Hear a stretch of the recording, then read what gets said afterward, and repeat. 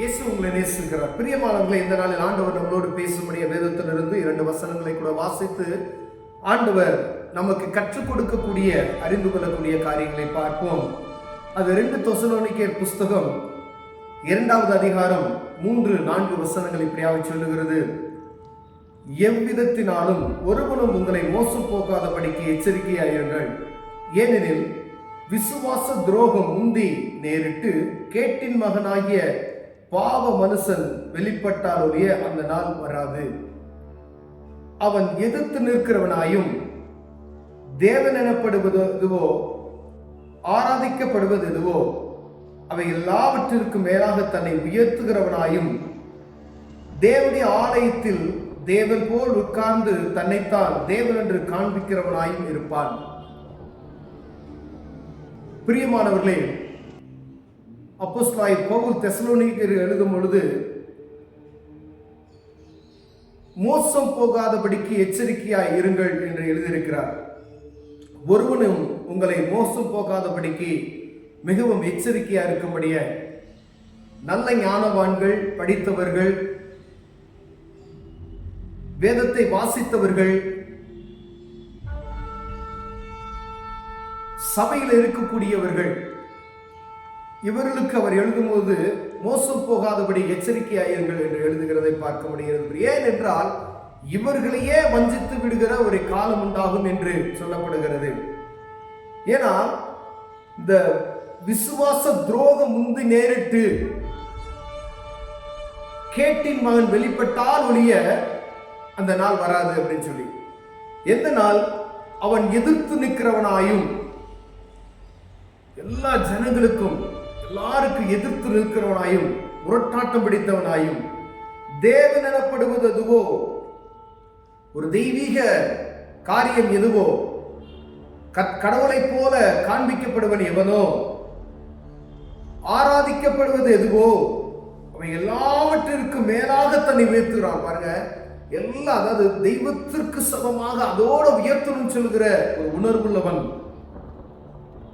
தேவனுடைய ஆலயத்தில் தேவன் போல உட்கார்ந்து தன்னைத்தான் தேவன் என்று காண்பிக்கிறவனுமாயும் இருப்பான். பாருங்க, எவ்வளவு ஜாக்கிரதையா இருக்கணும்.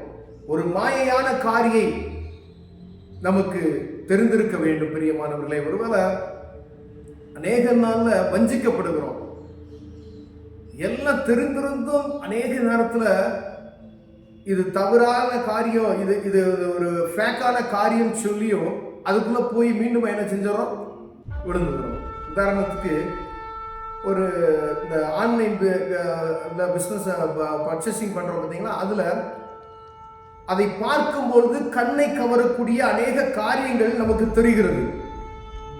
உடனே என்ன செய்வோம், ஆன்லைன் தானே, உடனே கேஷ் அண்ட் கேரி தானே அப்படின்னு சொல்லி அதை போடுறோம்.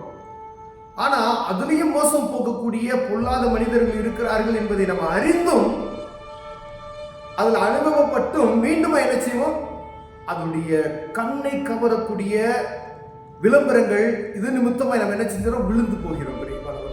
உதாரணத்துக்காக இதை சொல்லுகிறேன். இதே போல தன்னை தேவன் எனப்படுவது எதுவோ, ஆராதிக்கப்படுவது எதுவோ, தன்னை ஆலயத்தில் தேவனாக காணப்படுகிற உயர்ந்த ஒரு ஸ்தானத்தில் இருக்கிற தெய்வத்துக்கு மேலாக தன்னை உயர்த்துகிற, அப்போ எப்படி அவர் பாருங்க, அவனுடைய மேட்டுமையான பேச்சுகள், அதிகார தோரணைகள், யாரையும் அசைக்க முடியாது. தெய்வத்துக்கு மேலா தன்னை உயர்த்துகிற வேணும். ஏன்னா அந்த கேட்டின் மணி இப்படிப்பட்டதான பொல்லாத ஒரு மனிதன் வெளிப்பட்டால் ஒழிய அந்த நாள் வராது அப்படின்னு சொல்லப்படுகிறது. ஏன்னா அந்த காரியத்துக்கு நம்ம மோசம் போகாதபடிக்கு நம்ம எச்சரிக்கையா இருக்கும்படி தான் ஆண்டவர் சொல்லுகிறார்.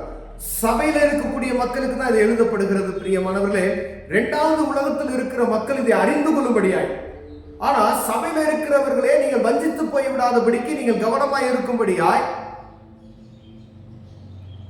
ஒருவனும் உங்களை வஞ்சித்து விடாதபடி எச்சரிக்கையாயிருங்கள் என்று எழுதுகிறதை பார்க்க முடிகிறது. பிரியமானவர்களே, எவ்வளவு நம்ம கவனமாய் இருக்க வேண்டும் என்று ஆண்டவர் விரும்புகிறார்கள். ஒவ்வொரு வசனமும் கர்த்தருடைய பிள்ளைகள் வீழ்ந்து போய்விடக் கூடாது என்பதற்காய். ஏன்னா பாருங்க, ஆராதிக்கப்படுவது எதுவோ, தன்னை தேவனை போல உயர்த்துகிறவன் எவனோ, அப்ப எவ்வளவு நம்ம ரொம்ப ஜாக்கிரதையா இருக்கணும். அது ஒரு மனிதன் பேசும் பொழுது அவருடைய பேச்சுல நம்ம கவிழ்ந்து விடாதபடிக்கு அப்படியே தெய்வத்தை ஆராதிக்கிறது போல மனுஷனை வழிபடுக்கக்கூடிய ஒரு சூழ்நிலைகள் வரக்கூடிய அந்த காரியங்கள் எல்லாம் ரொம்ப எச்சரிக்கையா இருக்கும்படி ஆண்டவர் விரும்புகிறார் பிரியமானவர்களே. அப்ப கர்த்தருடைய பிள்ளைகள், தெய்வத்தை அறிந்து கொண்டவர்கள், தெய்வ பயம் நிறைந்த ஒவ்வொரு மனிதனும் அந்த காரியத்தை புரிந்து எது ஆராதனை, எது தெய்வ பயம், யார் கடவுள் என்பதை அறிந்து கொள்ளும்படி ஆண்டவர் விரும்புகிறார் பிரியமானவர்களே. பாருங்க, அப்ப அந்த கேட்டின் மகனான அந்த கொள்ளாத மனிதன் வெளிப்பட்டால் ஒழிய இப்படிப்பட்டதான காரியம் வராது அப்படின்னு. அப்ப அவன் வெளிப்பட்டுட்டான் அப்படின்னு சொன்னா வஞ்சிக்கிற காலம் வந்துருச்சு. எல்லா இடத்துலையும் வஞ்சிக்கப்படுகிறார்கள் ஜனங்கள். நம்ம டெய்லி ஒவ்வொரு நாளும் அதை கேட்டுக்கொண்டு இருக்கிறோம். இங்க வஞ்சிக்கப்படுகிறாங்க, வாலிபர்கள் வஞ்சிக்கப்படுகிறார்கள், பெண்கள் வஞ்சிக்கப்படுகிறார்கள், விசுவாசிகள் வஞ்சிக்கப்படுகிறார்கள். ஆசை காட்டும் மோசமான காரியங்களை, பண ஆசையை காட்டி, பெருமையை காட்டி, உயர்வை காட்டி, பலவிதமான காரியங்களை காண்பித்து வஞ்சித்து அவரை ஒன்றும் இல்லாதபடி ஆக்கிவிடும். ஆவிக்குரிய வாழ்க்கையை முற்றிலும் அழித்து போடுகிறான் பிரியமானவர்களே. பலவிதமான காரியங்கள். ஒன்று உலகப்புறமான காரியத்தை, ஏதாவது ஒரு காரியத்தை உங்களுக்கு காண்பித்து தெய்வத்துக்கு கொடுக்க வேண்டிய நேரத்தை நீங்க உலகப்புறமான ஒரு காரியத்துக்கு அதிகமாக கொடுக்குறீங்க அப்படின்னு சொன்னா, அப்ப பாருங்க, நீங்க வானத்தையும் பூமியும் படைத்தவர், உங்களை உருவாக்கினவர், உங்களை ஒவ்வொரு நாள் வழி நடத்துகிறவர், அவருக்கு கொடுக்க வேண்டிய நேரத்தை, ஒருவேளை உங்க குடும்பத்தில் இருக்கக்கூடியவர்கள் நேரத்தையும் கூட களவாண்டு அந்த பொல்லாத நேரத்தை ஒருத்தர் வஞ்சிக்கிறான். எதமா இருக்கலாம்,